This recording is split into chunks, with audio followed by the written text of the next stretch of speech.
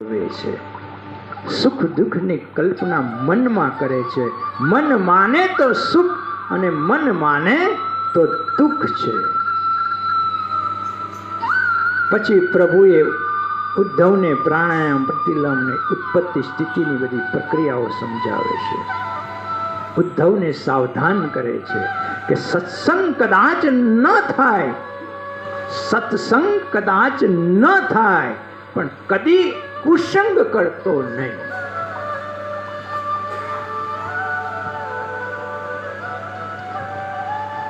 સત્સંગ ન થાય તો કદી કુસંગ કરતો નહીં.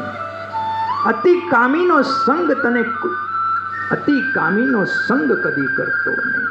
જેને પાપની બીક લાગતી નથી, જેને પ્રભુમાં પ્રેમ નથી, એવા જીવનો તું સંગ કરતો નહીં. કુસંગથી જીવન જલ્દી બગડે છે. કસાઈના ઘરમાં પોપટ ગાળ આપે છે, જ્યારે ભક્તના ઘરમાં પોપટ રઘુપતિ રાઘવ રાજા રામ.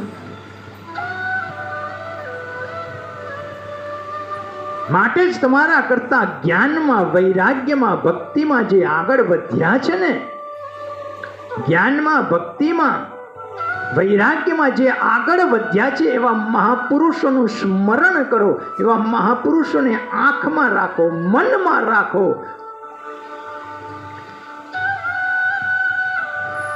પછી એમણે સાંખ્ય યોગની પ્રક્રિયા સમજાવી છે. આત્મા શુદ્ધ ચેતન છે. આત્મા શું છે? એ શુદ્ધ ચેતન છે. પણ પ્રકૃતિના ધર્મોનો આરોપ કરી તે કેવી રીતે બંધનમાં આવે છે એ સમજાવ્યું છે. હે પ્રભુ, આપે યોગ માર્ગ, જ્ઞાન માર્ગ, ભક્તિ માર્ગ વગેરેનો ઉપદેશ આપ્યો, પરંતુ જે પોતાના મનને વશ કરી શકે તેને જ યોગ માર્ગ સિદ્ધ થાય છે. મનને વશ કરે તેને જ યોગ માર્ગ સિદ્ધ થાય છે. આ મન છે માકડા જેવો છે, અને આ મનને જે મનુષ્ય વશ ન કરી શકે તે સિદ્ધિને પ્રાપ્ત કરી શકતા નથી. ભગવાન કહે છે, ઉદ્ધવ, અર્જુને પણ મને પ્રશ્ન કરેલો, મનને વશ કરવું બહુ કઠિન છે, પણ અભ્યાસ અને વૈરાગ્યથી તે વશ થઈ શકે છે. પરમાત્મા કહે છે, મનને વશ કરવું કઠિન છે, પણ અભ્યાસ અને વૈરાગ્યથી આ મનને તમે વશ કરી શકો છો.